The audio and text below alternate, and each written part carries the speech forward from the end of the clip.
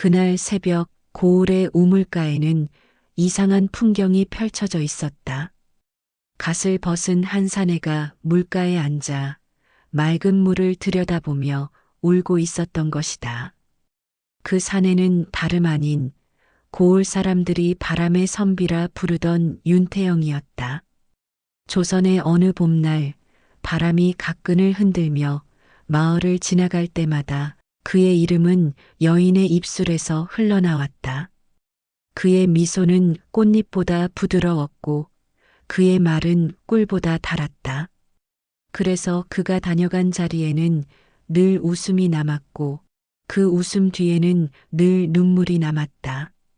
하지만 아무리 많은 이들이 그를 그리워해도 그는 단 한 사람 앞에서만 웃지 못했다.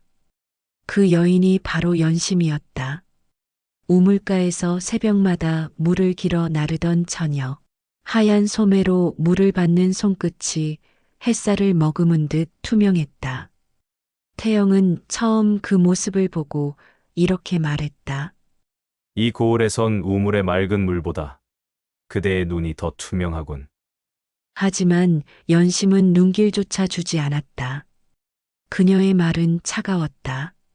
선비님, 그런 말은 익숙하시겠지요. 그러나 제겐 독이요. 그 말 한마디에 태영의 입꼬리가 떨렸다. 이 고을에서 그에게 이런 대답을 한 사람은 처음이었다.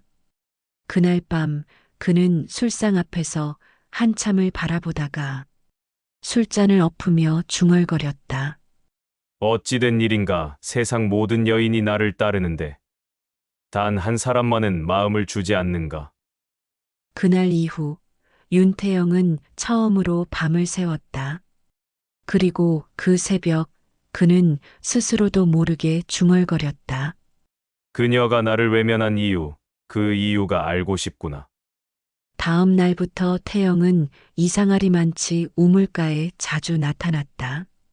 비가 오면 우산을 들고 바람이 불면 겉옷을 챙겼다. 하지만 연심은 눈길 한 번 주지 않았다. 선비님, 고맙지만 저를 놀리지 마시오. 놀리다니요. 그대 앞에선 바람도 조심히 부어. 그대의 말은 바람 같소. 머물지 못하고 흩날리니까. 그 말에 태영의 손이 잠시 멈췄다. 그녀는 이미 그의 이름 뒤에 따라붙는 모든 소문을 알고 있었다. 기생을 울린 선비, 새 처녀의 혼사를 깨뜨린 사내. 그 이름이 부끄럽게 따라붙어 다녔다. 그날 밤 윤태영은 처음으로 스스로를 미워했다. 술을 마시며 달을 보던 그는 하늘에 외쳤다. 내가 진심이라면 하늘이 나를 벌하라. 그러나 내 마음이 헛된 바람이 아니라면 그대의 마음을 단 한 번만 웃게 해주소서. 그 말은 바람에 실려 어딘가로 사라졌다. 그 순간 멀리서 천둥 소리가 울렸다. 그는 술잔을 내려놓으며 중얼거렸다. 하늘이 나를 들은 걸까? 아니면 시험하려는 걸까? 그날 이후 그의 눈빛은 달라졌다. 그는 기생의 초대에도 가지 않았고 벗들과의 풍류도 끊었다. 사람들은 수군거렸다. 윤선비가 여인 때문에 변했. 세상에 그 바람 같은 사내가 한 여자에게. 그러나 태영은 들리지도 않았다. 그의 마음엔 오직 한 사람, 우물가의 연심만이 있었다. 며칠이 지나자 연심의 집에서는 어머니의 기침 소리가 들려왔다. 고을의 의원이 말했다. 이 계절 감기라오. 허나 오래가면 몸이 약해질 것이오. 연심은 매일 새벽부터 밭으로 나갔다. 병든 어미를 대신해 땅을 고르고 물을 길어 나르며 하루를 버텼다. 그 모습을 멀리서 본 태영은 조용히 다가갔다. 혼자 하기엔 너무 버겁지 않소? 선비님, 이런 일은 제 몫이오. 허면 내 몫은 그대의 그늘이라도 되어주는 것이오. 그는 그날부터 매일 밭일을 도왔다. 손에 흙이 묻고 옷자락이 찢겨도 신경 쓰지 않았다. 마을 사람들은 놀라며 수군댔다. 윤선비가 흙 묻은 손으로 물을 깃는다니. 이게 무슨 일인가? 세상이 거꾸로 되었나? 그러나 태영은 대꾸하지 않았다. 그는 오히려 미소를 지으며 말했다. 그대가 내게 준 건 거절이지만 나는 그 거절 속에서 처음으로 사람 냄새를 느꼈소. 그날 밤 연심은 어머니의 곁에 앉아 속삭였다. 어머니, 그 선비. 예전과는 다르신 듯해요. 사람이 바뀌긴 쉽지 않단다. 하지만 사랑은 가끔 그걸 가능하게 하기도 하지. 연심은 아무 대답도 하지 못한 채 창밖을 보았다. 달빛 아래 밭두렁에 앉은 윤태영의 그림자가 바람에 흔들리고 있었다. 그 바람은 더 이상 흩어지지 않고 한자리에 머무르고 있었다. 그 무렵 고을에는 기이한 바람이 불기 시작했다. 처음엔 단순한 바람인 줄 알았다. 하지만 그 바람은 냄새가 달랐다. 썩은 풀 냄새와 함께 사람들의 얼굴이 하나둘 하얗게 질리기 시작했다. 역병이요! 역병이 돌았소! 순식간에 마을은 아수라장이 되었다. 아이들이 먼저 쓰러지고 노인들이 뒤따랐다. 그리고 어느 날 우물가에서 연심이 물을 기르던 그 손이 허공으로 떨어졌다. 연심아! 윤태영은 그녀를 안고 허둥지둥 의원에게 달려갔다. 의원은 연심의 손목을 짚더니 고개를 저었다. 이건 평범한 열이 아니오. 청나라에서만 나는 청연초라는 약초가 필요하오. 그것 없인 살릴 수가 없네. 그 말에 윤태영의 눈빛이 흔들렸다. 청연초라면 국경 넘어 백리길을 넘어야 하는 곳. 산적이 들끓고 눈보라가 몰아치는 땅이었다. 하지만 그는 단 한순간의 망설임도 없었다. 연심의 손을 꼭 쥐며 말했다. 그대의 숨이 이어지는 한 나는 돌아올 것이오. 숨이라도 희미한 숨이라도 남아 있어 주오. 연심은 말없이 눈을 감았다. 그의 손등 위로 뜨거운 눈물이 한 줄기 떨어졌다. 그 눈물은 그에게 약속이었다. 반드시 살아 돌아오라는 약속. 그날 밤 태영은 하늘을 향해 절을 올렸다. 비가 내리고 천둥이 울렸지만 그는 멈추지 않았다. 하늘이시여, 내 지난날의 바람을 거두어 가시고 그 대신 이 여인의 숨을 돌려주소서. 만약 제 죄가 깊다면 그 벌을 제 몸으로 받겠나이다. 다음 날 새벽 윤태영은 말을 몰았다. 그의 뒷모습은 한때의 풍류를 잃은 사내가 아니라 사랑 하나로 세상과 맞서는 인간 그 자체였다. 눈발이 날리고 산길은 이미 얼음으로 덮였다. 그는 말에서 내려 직접 끈을 잡고 걸었다. 한 걸음마다 눈이 발목까지 차올랐다.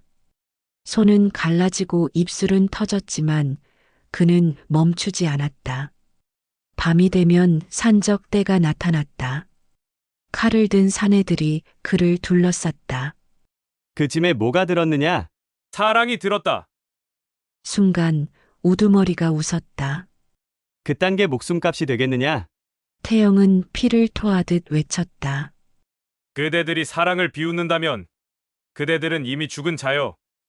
그는 칼을 빼들지 않았다. 대신 품속에 작은 매화 부적을 꺼내 들었다. 그건 연심이 건넨 것이었다. 이건 나의 향이요. 그 향이 닿는 곳엔 내가 함께 있는 줄 아시오. 그 향내가 미약하게 퍼지는 순간 산적들은 잠시 멈칫했다. 그 틈을 타 그는 눈보라 속으로 사라졌다. 이틀, 사흘, 열흘. 그의 몸은 상처로 덮였다. 그러나 그는 오직 하나의 기도만을 입속으로 되뇌었다. 하늘이여, 나를 벌하지 마오. 단 한 사람만 살려주소서. 그리고 마침내 눈 덮인 산마루 아래에서 푸른 잎 한 줄기를 발견했다. 그것이 바로 청연초였다. 그는 그 잎을 두 손으로 감싸쥐며 울었다. 그 울음은 기쁨이 아니라 간절함의 눈물이었고 그 눈물은 눈처럼 흙 위에 스며들어 얼어붙었다. 한 달 뒤 윤태영은 기적처럼 돌아왔다. 그의 옷은 찢겨 있었고 숨은 거칠었으며 피투성이 손에는 단 하나 작은 풀잎이 있었다. 그는 그 길로 곧장 연심의 집으로 달려갔다. 의원이 그를 말렸으나 그는 듣지 않았다. 손수 약을 다리고 그 뜨거운 물을 숟가락으로 떠서 연심의 입술에 천천히 흘려 넣었다. 그대, 약이 쓰더라도 삼키시오. 내 이 손끝이 남아있는 한, 그대의 숨은 꺼지지 않을 것이오. 밤새도록 그는 그녀의 곁을 지켰다. 그의 눈은 붓고 몸은 부들부들 떨렸으나 손만은 놓지 않았다. 그 다음 날 새벽 어둠 속에서 희미한 숨소리가 들려왔다. 연심의 입술이 미세하게 떨렸다. 태영은 놀라 손을 움켜쥐었다. 연심 들리오? 그녀의 손끝이 그의 손을 살짝 눌렀다. 눈꺼풀이 천천히 열리더니 오랫동안 그리워했던 눈빛이 그를 향해 머물렀다. 선비님 정말 돌아오셨군요. 그대의 숨이 나를 불러왔소. 그는 무릎을 꿇었다. 한때 바람이던 사내가 이제는 한 여인의 생명을 위해 무릎을 꿇었다. 그녀가 미소 지었다. 그 미소는 병든 세상 속에서 피어난 한 송이 봄꽃 같았다. 그는 손을 떨며 말했다. 이제 나는 다시는 다른 여인을 보지 않겠소.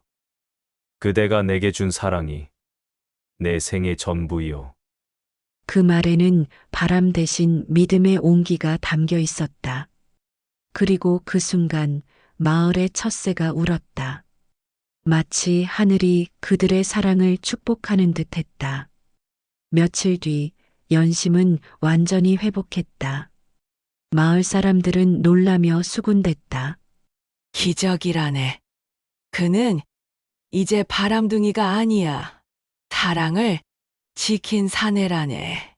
그날 이후 윤태영은 다시는 풍류를 읊지 않았다. 대신 서당을 열어 아이들에게 글을 가르쳤다. 그리고 연심은 매일 우물가에서 물을 길었다. 단지 이번엔 그 우물가 옆엔 언제나 한 그늘. 윤태영이 함께 서 있었다. 봄이 다시 고을을 덮었다. 그 해의 봄은 유난히 따뜻했다. 역병이 사라진 뒤 사람들은 다시 노래를 불렀고 아이들은 웃었다. 그리고 그 가운데엔 언제나 두 사람이 있었다.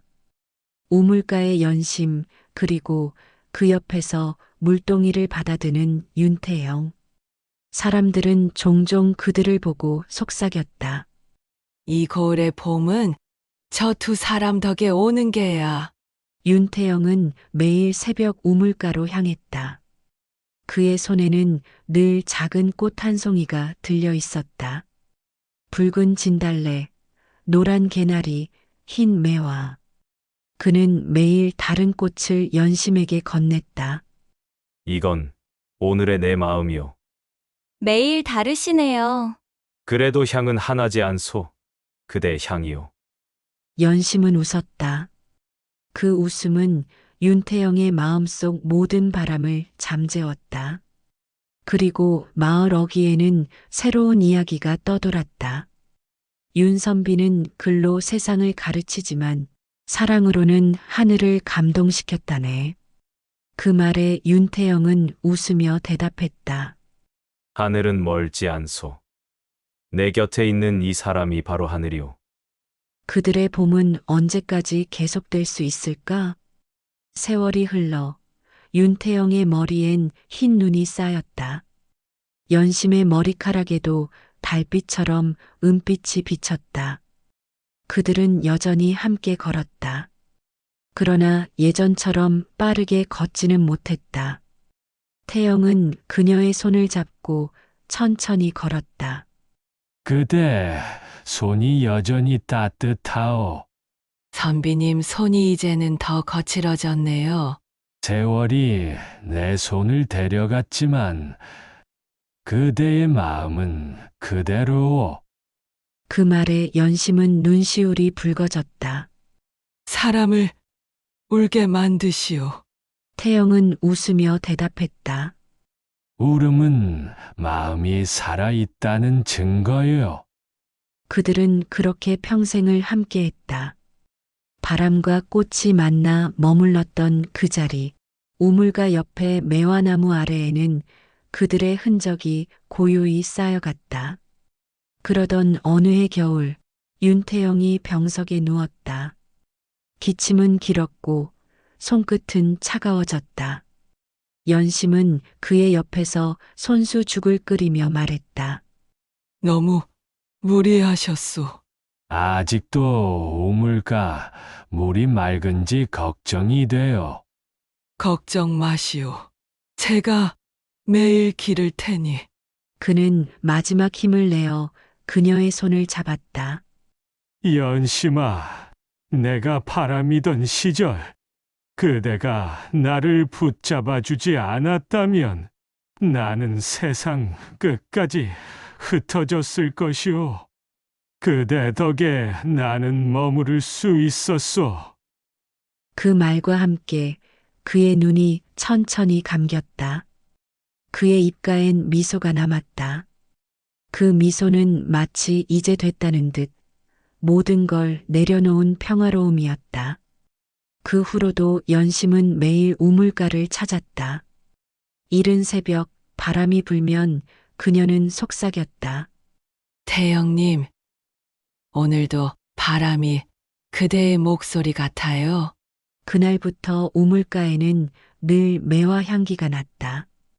겨울에도 눈 속에서도 매화는 지지 않았다. 사람들은 그것을 사랑의 나무라 불렀다. 아이들이 물었다.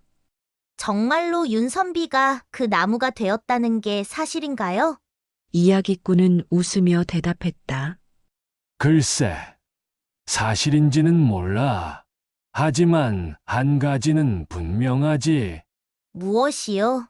사람의 마음이 진심이라면 바람도 머무를 수 있다는 거야. 그때 멀리서 봄바람이 불어왔다. 우물가의 물결이 잔잔히 흔들리며 매화 한 송이가 떨어져 어린아이의 발등 위에 올랐다. 그 향기가 은은히 퍼지자 아이들은 입을 다물었다. 마치 그 순간 윤태영의 숨결이 세상을 스쳐간 듯했다. 이야기꾼은 마지막으로 조용히 덧붙였다. 이건 오래전 조선의 한 고을에서 전해 내려오는 이야기라네. 바람처럼 살던 사내가 꽃을 만나 마음을 얻었지. 그리고 그 마음이 세월을 이겨 지금까지 피어 있는 것이야. 바람이 잠시 멈추었다. 우물가의 매화 한 송이가 햇빛에 반짝였다. 그건 마치 사랑이 세월을 이기고 남은 마지막 미소 같았다.